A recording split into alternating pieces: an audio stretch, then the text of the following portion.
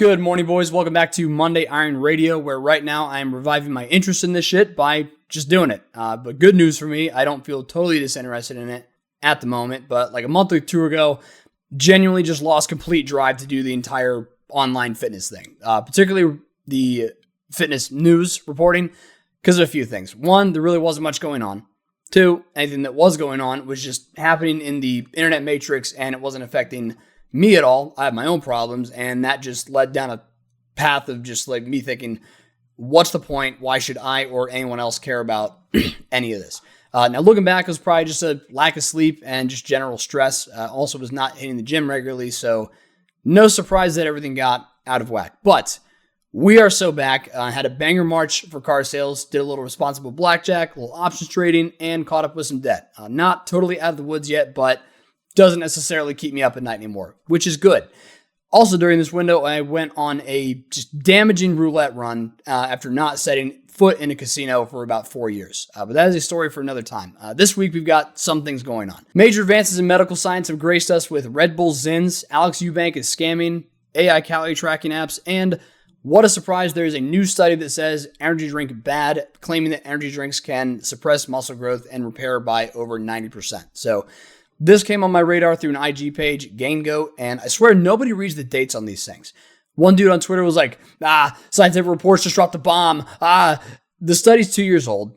Relax. And it takes 2 minutes to find the study and look at the published date, May 2023, but that is beside the point. My initial reaction to this was, all right, it's probably just attributed to sleep disruption, which can't argue there. It's going to affect your recovery, but 90%. So this is the study that focuses on the ingredients in a couple different energy drinks and their effects on myogenesis, which is the process where myoblasts, which are immature muscle cells, develop into skeletal muscle tissue.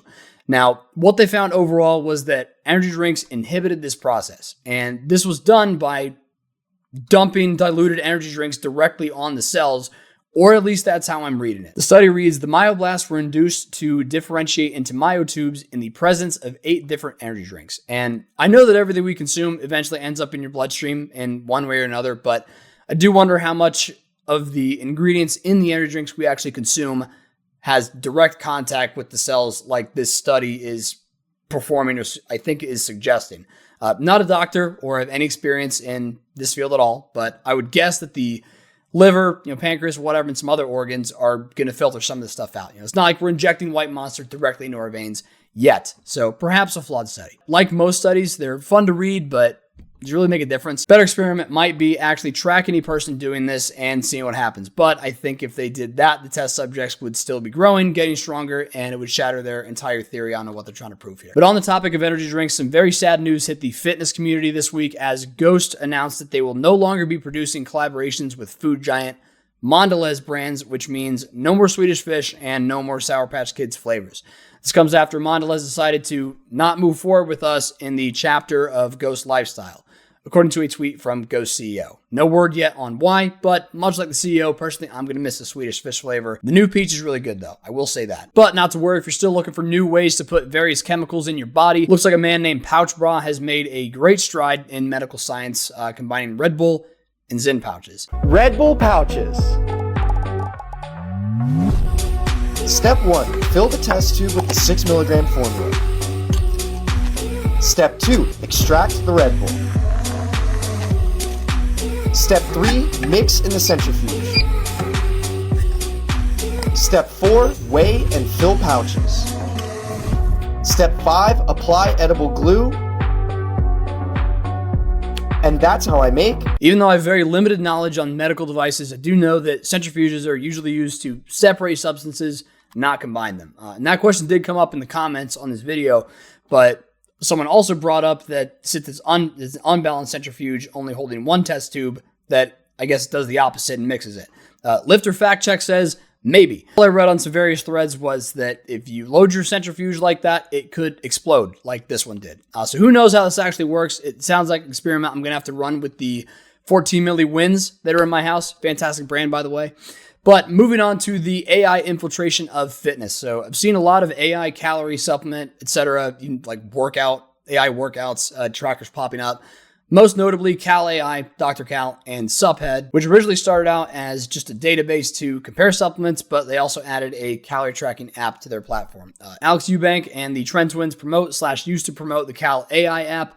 Once you remember Alex, he's going to be important in a few minutes. So after some research into no-code AI tools, very cool, by the way, for as much as I hate what AI is doing to the internet, I found this is probably how all these apps were made. My reasoning there is because I was messing around with these no-code tools to figure out ways to help myself in car sales, like make a landing page, people enter what they're looking for, their info, and they book an appointment with me at the store. And what I found was the interface that these tools spit out for my stuff was really similar to one of the calorie tracking apps that I did one sponsored meme with.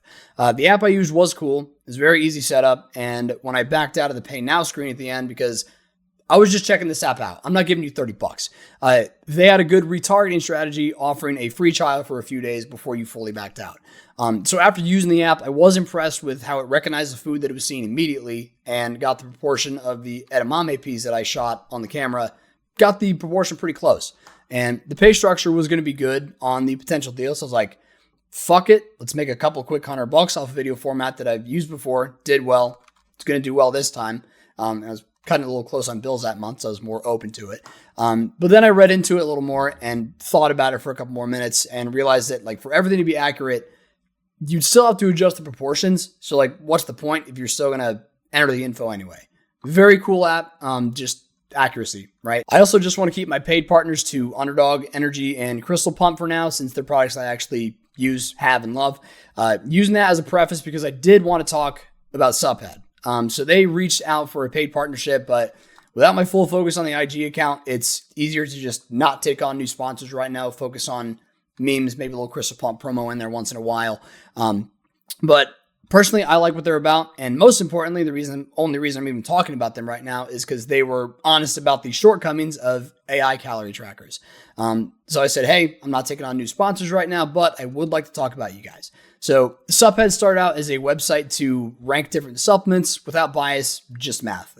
Ranks them based on price, servings, and the ingredients. Super nice because when I was searching for, pre-workouts years ago, not knowing shit about it, or looking to make my own just by buying the individual ingredients off like bulk supplements, stuff like that, it would have been helpful to have a tool like this that lays it out all on one screen and not have to go to different websites or Google image search, blah, blah, blah, pre-workout label to figure out what formula I need to copy. So in this case, looked up Crystal Pump, ranks 4th based on total servings, ingredient serving, and all that divided by the price, which makes sense given it's a 20 serving product, but still my favorite. Use it a lot. Big fan. Love it. Definitely worth a look. And I think these guys are going to continue to develop the app to do a lot of cool stuff. So who knows what's next? And up next, the reason why I said to remember Alex Eubank was because he was involved in a very important lesson when buying sports cars. Do not buy a high performance car off a 22-year-old, and especially do not buy an Audi R8 off of a 22-year-old. This happened a few weeks ago, but it just came on my radar. Cooking for Gains, who's a pretty large influencer, bought Alex Eubanks' Audi R8 off of him, drove it about 200 miles, and the engine just blew up. Our boy Aaron here does a great job explaining the situation with a story clip from Cooking for Gains' profile. Cooking for Gains is crying again, saying that Alex Eubanks scammed him. Bought a 2017 Audi R8 twin turbo from Alex Eubank, drove it 213 miles and it blew up.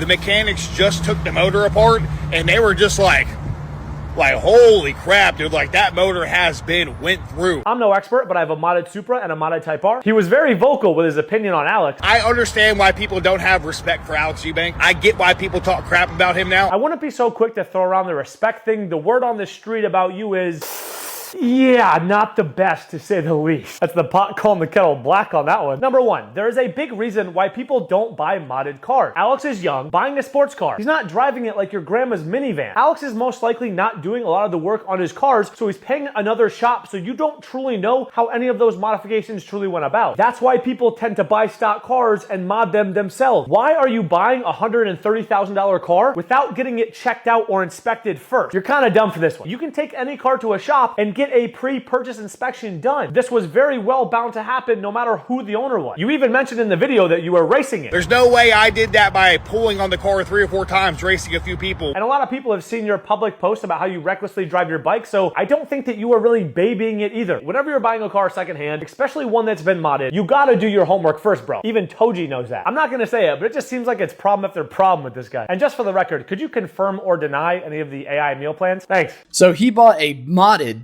high-performance Audi, which I didn't even realize that it was modded at first. That makes it way worse. Pulled it a few times, 3 to 4, and was surprised when it exploded. Not really much else to say there. So be careful when you're buying used cars, and if you're looking for one, hit me up. I can help you out. Appreciate you taking the time to watch my billionth attempt at trying to get back on the radio show horse. Your support is appreciated. So be safe out there. Buy some Crystal Pump. Till next time.